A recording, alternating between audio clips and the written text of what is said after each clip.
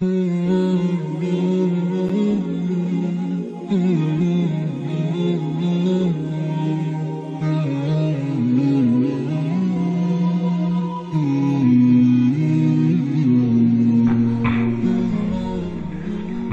para masyayikh kita mengatakan, jadikan kerja dakwah ini seperti sapu katanya. Ada yang lidinya besar, ada yang kecil, ada yang panjang, ada yang pendek. Satukan jadi satu, bisa untuk nyapu masjid nanti.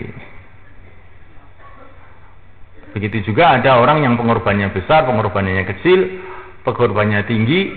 Hanya Allah yang bisa menilai. Tapi satu hati kasih sayang, akhirnya bisa untuk memperbaiki umat. Insyaallah malaikat. Ini muamalah yang baik, malaikat. Kemudian muasyarah yang baik, malaikat. Muasyarah ini tidak kalah. Muamalah ini penting, muasyarah juga penting, malaikat. Muasyarah dan muamalah ini kalau tidak dijaga bisa merusakkan yang lain-lain. Ibadah rusak, dakwah rusak. Ada seorang berjuang di jalan Allah bersama Nabi sampai mati, malaikat. Maka para sahabat mengatakan syahid, syahid, syahid. Maka Nabi mengatakan tidak syahid katanya. Saya melihat dia di neraka katanya. Gara-gara dia mencuri selimut katanya. Jadi waktu perjalanan itu mencuri selimut dia. Coba semuanya. Jadi pengorbanan dia sampai mati gara-gara mencuri selimut jadi tidak diterima. Coba semuanya. Apa muamalah ini penting sekali malaikat. Nah, mulaikan Allah Subhanahu wa taala. Kemudian muasyarah itu bagaimana sebenarnya? Muasyarah itu bagaimana kita ini jangan sampai punya sikap yang menyakitkan hati umat. Yang tidak mengenakkan hati umat. Menyinggung orang, memecah belah. La yadkhulul jannata namam, tidak akan masuk surga orang yang mengadu domba. Jadi jangan sampai perkataan kita ini bisa membuat orang sana itu marah dengan sini, orang sini marah dengan sana. Tidak. Bohong itu haram. Ala la'natullah 'alal kadzibin. Laknat Allah untuk orang yang bohong. Tetapi ada 3 bohong yang tidak dosa kata Nabi.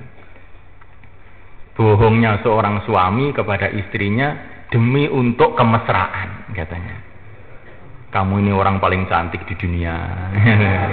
Masya Allah. Ratu bidadari. Ya. Padahal dalam hati ini sebetulnya sudah bosen. Ya, kan? Ini bohong sama istri hanya untuk supaya keadaan keluarga tentram. Itu dimaafkan karena demi kemaslahatan. Dan yang kedua bohong untuk merukunkan orang. Bohong untuk merukunkan orang. Itu saya orang itu orang buruk, saya marah betul dengan dia. Karena dia ini selalu menyakitkan hati saya, membuat fitnah, bikin laporan-laporan yang bohong. Maka kita, enggak begitu Pak itu. Saya dengar kemarin itu dia ini seneng dengan bapak itu. Dia seneng dengan bapak itu, masya Allah. Seneng karena bapak ini juga orang tuanya, dia masih baiklah dengan bapak, tidak seburuk yang bapak bayangkan. Untuk mereda permusuhan antara umat ini. Ini maka bohong yang dibolehkan. Kemudian yang ketiga dalam waktu pertempuran. Jadi sudah mulaikan Allah Subhanahu wa taala. Ini pentingnya muasyarah yang baik itu sampai kayak begitu itu sebenarnya. Muasyarah yang baik dengan ayah kita, dengan ibu kita, dengan istri kita. Kata para masyayikh kita, kalau orang itu muasyarahnya baik, musuh pun terpaksa akan mencintai dia. Musuh pun terpaksa mencintai dia. Kita buat baik sama dia. Fa idzal ladzi bainaka wa bainahu adawah ka'annahu waliyyun hamim. Musuh dijadi teman setia. Kalau orang itu muasyarahnya baik. Nah, mulaikan Allah Subhanahu wa taala. Kamu muasyarah kita jaga. Terutama dengan orang-orang yang dekat dengan kita. istri kita, anak kita, tetangga-tetangga kita. Seorang sahabat datang kepada Nabi, ya Rasulullah, bagaimana saya bisa tahu saya ini baik atau buruk? Maka Nabi mengatakan, kalau tetangga-tetangga kamu bilang kamu baik, ya kamu ini baik. Kalau tetangga kamu bilang kamu buruk, kamu ini ya buruk. Coba kita renungi betul-betul. Maka muasyarah kita dengan keluarga, dengan tetangga-tetangga, sampai tetangga itu orang kafir. Seorang sahabat ketika menyembelih kambing itu bilang sama pembantunya, jangan lupa itu loh Yahudi di depan rumah itu ya. Ini nanti dikasih ya. Pesan lagi, jangan lupa loh Yahudi di depan rumah itu loh. Padahal ini orang kafir, Yahudi itu sudah musuh Allah. Seburuk-buruknya manusia. Nah, mulaikan Allah Subhanahu wa taala, tetapi karena ini tetangga, disuruh juga ikram sama Nabi alaihi salatu wasallam, muasyarah yang baik dengan tetangga-tetangga, dengan istri kita, dengan anak kita. Bagaimana istri kita, anak kita ini ada kesan setelah kita ini kerja dakwah ini jadi lembut, jadi baik, memperhatikan istrinya, memperhatikan anaknya. Bagaimana sibuknya Nabi alaihi salatu wasallam. Tidak ada orang lebih sibuk melebihi beliau. Yang aneh itu beliau sempatnya lari-lari dengan istrinya, dengan Aisyah, balapan lari di padang pasir. Rasulullah SAW untuk memberikan contoh kepada kita. Jangan setelah dakwah ini, Masya Allah, kita ini renggang dengan istri kita, renggang dengan anak kita. Nabi itu sering memanggul cucunya Hasan dan Husain. Kalau cucunya itu nangis, beliau datangi. Ini akhlaknya Rasulullah SAW, akhlak dai ini mulai kan, muasyarahnya Rasulullah. Nah, saya dengar ini orang targhib ini kelewat batas. Kalau ada takaza, anak nangis, nah, kemudian dilebihkan anaknya, ini bukan dai, ini namanya seorang ayah, katanya. Loh, kalau jadi ayah itu apa enggak dai, apa enggak boleh jadi ayah? Gitu. Ini bukan begitu itu semua kan. Kita tunaikan hak dakwah, kita tunaikan hak keluarga juga. Maka ada seorang sahabat ini yang sudah pakaiannya itu enggak diatur kan, sudah saking sibuknya dalam agama. Maka dipanggil oleh Sayyidina Abdullah bin Abbas. Kamu jangan begitu itu, rapikan pakaianmu, sisir rambut kamu, berhiaslah kamu untuk istri kamu. Karena saya dapat cerita, kata Abdullah bin Abbas, orang-orang Bani Israel dulu ketika suami-suaminya tidak mau berhias, akhirnya istrinya berzina. Kamu hati-hati kamu, kelihatannya kamu zuhud tapi ngerusak orang nanti kamu. Ini nasihatnya Abdullah bin Abbas kepada teman-temannya. Ini termasuk muasyarah yang baik. Kita jaga.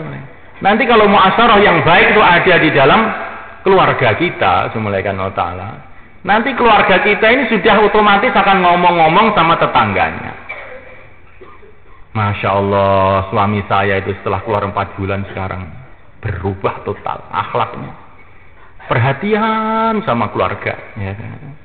Perhatian sama keluarga. Kalau ingin suami kamu baik, keluarkan 4 bulan. Ya, begitu sebenarnya. Anak kita pun akan cerita di sekolahannya. Ayah saya itu Masya Allah setelah keluar 4 bulan ini sayangnya sama anak. Dulu nggak pernah ngomong sama anak itu. Sekarang ngomong lama-lama dengan anak. Ya. Kalau ayah kamu ingin baik, kamu keluarkan 4 bulan. Tapi kalau muasyarah kita tidak baik dengan keluarga, maka ketika kita mati, anak kita bergembira dengan istri kita. Pak Jenggot sudah mati. Alhamdulillah. Ini betul mulai kan. Pak Jenggot sudah mati. Alhamdulillah. Sekarang bebas kita. Dulu apa-apa marah sampai sumpek istrinya, sumpek anaknya, sumpek. Ini penting mulai kan. contoh kehidupan itu Nabi semalekan. Nabi itu dakwah habis-habisan. Tetapi begitu tahajud juga semalam-malam suntuk. Tapi dalam keadaan seperti itu juga masih memperhatikan cucu-cucunya, istrinya. Kalau istrinya sakit, beliau selalu datang. Bagaimana kesehatan kamu? Bagaimana kesehatan kamu? Tiap hari begitu. Sayyidah Aisyah bercerita. Sayyidah Aisyah ditanya oleh seorang sahabat, Nabi itu kalau di rumah bagaimana? Karena Rasulullah SAW fi mihnati ahli wa kana dhahakan bersama. Baginda Nabi itu kalau di rumah, di dalam pekerjaan keluarganya. Dalam satu riwayat dikatakan beliau memerah susu, beliau menjarum pakaian, memperbaiki terumpahnya. Wa kana dhahakan bersama, dan beliau ini kalau di rumah senantiasa tersenyum, senantiasa tertawa, kata Sayyidah Aisyah radhiyallahu taala. Dan ini yang memang yang paling berat mulai kan. Kalau hanya orang dakwah saja, tidur terus malam nggak ada tahajudnya, ini masih gampang, ya kan. Dakwah saja, ibadah sudah nggak ngurus umat, ini juga mudah, ya kan. Dakwah saja nggak ngurus ibadah, juga ini mudah. Kan. Tapi yang berat ini kalau dikumpulkan semuanya ini, jadi namanya agama yang sempurna. Dakwah disempurnakan, ibadah disempurnakan, akhlak pun dan muasyarah pun disempurnakan. Dengan keluarga, dengan umat, dengan teman-teman. Ini dengan keluarga, dengan sama-sama orang ahli dakwah juga. Katanya para masyayikh kita, kalau ada teman kita ini mendahului kita dakwah, walaupun sehari, mesti kita anggap kakak kita. Kalau dia mendahului agak lama, kita anggap ayah kita. Kalau dia setelah kita anggap adik kita. Begitu harapan syekh kita. Dan ini nasihatnya Sayyidina Hasan kepada Sayyidina Umar bin Abdul Aziz. Kalau kamu ingin jadi pimpinan yang baik, semua orang tua kamu anggap ayahnya, semua anak muda kamu anggap saudara. Begitu semua kan nasihatnya Sayyidina Hasan. Jadi sebelum memuliakan Allah Subhanahu wa taala, kita perbaiki muasyarah kita. Sampai perkara-perkara yang kecil oleh Nabi diperhatikan, perkara-perkara yang kecil oleh Nabi diperhatikan. Para sahabat ya, mau datang ke satu kampung, pakaiannya itu semrawut. Ya. Maka oleh Nabi mengatakan, kamu akan datang kepada saudara-saudara kamu, rapikanlah pakaian kamu, sehingga kamu ini menjadi seperti tai lalat bagi manusia, hiasan bagi manusia. Nah, jadi dai itu dai yang jadi hiasan buat manusia. Kalau pakai sorban itu jangan gede-gede, ya, seperti ini ban mobil apa sorban, ya, ini maksud tidak rapi ini mulai kan, ya. Ya yang sepantasnya, kalau orangnya pendek, ya, kecil lagi, serbannya gede. Ya. Ini jadi kayak lucu jadinya ini. Ya. Ini penting mulai kan. Sampai para sahabat ini diajari pakai surban oleh Nabi alaihissalam. Ini bagian dari muasyarah yang baik juga. Nah, mulai kan Allah Subhanahu wa taala. Kemudian akhlak itu sikap hati sebenarnya kan. Kalau muasyarah itu sikap zahir kita, kalau akhlak itu sikap hati kita. Tawadhu, merasa orang lain lebih baik dari kita. Sayang kepada umat, jangan ada iri. Jangan ada iri. Semua kemajuan, semua nikmat yang Allah berikan kepada siapa saja dari umat Islam, kita anggap itu kita dapat bagian juga. Kata para ulama, untuk menghilangkan iri ini dalam hati, semua nikmat yang Allah berikan kepada seluruh manusia ini, sebetulnya yang untung itu saya. Nah, gitu. Bagaimana kataku? Allah memberikan nikmat pada para nabi. Nah, yang untung siapa? Saya. Karena dengan para nabi saya dapat berjalan di jalan ridha Allah. Allah memberikan nikmat kepada para ulama. Yang untung siapa? Saya. Karena dengan adanya mereka inilah maka saya dapat ilmu. Allah memberikan nikmat kepada para raja-raja. Yang untung siapa? Saya nggak repot-repot ngatur kerajaan, sudah ada yang ngatur, ya kan? Maka tidak ada. Ada di sana itu ada mahalah yang maju, atau ada markas yang maju, ada daerah yang maju. Yang untung siapa? Saya. Karena itu teman saya kok itu. Ya, itu teman saya. Kalau kita ini punya teman yang maju, maka kita dapat keberuntungan juga. Nah, mulaikan Allah Subhanahu wa taala. Maka ini hilang sifat sombong, sifat iri. Karena dikatakan oleh Nabi, iri itu akan menghapus seluruh kebaikan sebagaimana api memakan kayu. Karena orang itu kalau sudah iri, melihat orang baik itu nggak seneng, kan aneh kan? Alah, apa itu? Kelihatannya aja itu. Jadi orang itu kalau sudah iri nggak bisa melihat kebaikan, melihat orang baik malah dia marah. Jadi terbalik pikirannya jadinya sebenarnya. Nah, iri ini sifatnya iblis. Iri sifatnya iblis. Kenapa iblis dilaknat? Gara-gara sifat iri, hasad. Maka iri ini kita hilangkan. Umat ini harus kita jadikan seperti tangan kanan, tangan kiri, katanya para masyayikh kita. Tangan kanan untuk makan, tangan kiri untuk cebok. Ya. Tapi tangan kiri jangan marah. Ya. Ini tangan kanan enak saja tiap hari makan. Ya. Ini saya tangan kiri untuk WC terus. Saya potong tuh tangan kanan. Akhirnya tangan kanan dipotong. Setelah tangan kanan dipotong nggak bisa makan jadinya. Bagaimana jadinya? Tangan kiri jadi loyo-loyo, mati lama-lama. Jadi sebenarnya Allah Ta'ala seluruh kebaikan-kebaikan yang Allah berikan kepada umat, maka kita anggap ini untuk saya hakikatnya. Orang yang ada sifat hasad tidak bisa jadi pimpinan. Al-hasud la yasud. Orang yang punya sifat hasad tidak akan bisa jadi pimpinan. Dia hanya menjadi orang-orang yang penyebar fitnah di mana-mana. Maka dalam Quran itu, wa min syarri hasidin idza hasad. Ya Allah, jagalah aku dari keburukan orang yang hasad. Keburukan orang yang hasad itu siapa? Itu teman-teman saya. Bukan, termasuk kita sendiri ini. Orang yang hasad itu maksudnya siapa? Pertama yang paling bahaya ya diri kita sendiri ini. Kalau hasadnya orang-orang itu kan dosanya ya dia yang mikul. Nah kalau hasad kita yang mikul. Wa min syarri hasidin idza hasad, maksudnya ya Allah jagalah dari keburukan orang yang hasad, terutama hasad saya sendiri. Ini akhlak yang baik, ini penting sekali. Orang itu kalau akhlaknya baik, doa-doanya akan diterima oleh Allah. Kalau akhlaknya buruk, doa-doanya tidak akan diterima oleh Allah. Karena semelaikan Allah Ta'ala ini, kata para ulama ini, hati-hati kamu dalam perjuangan. Karena dalam perjuangan ini bisa timbul hasad tadi itu sebenarnya.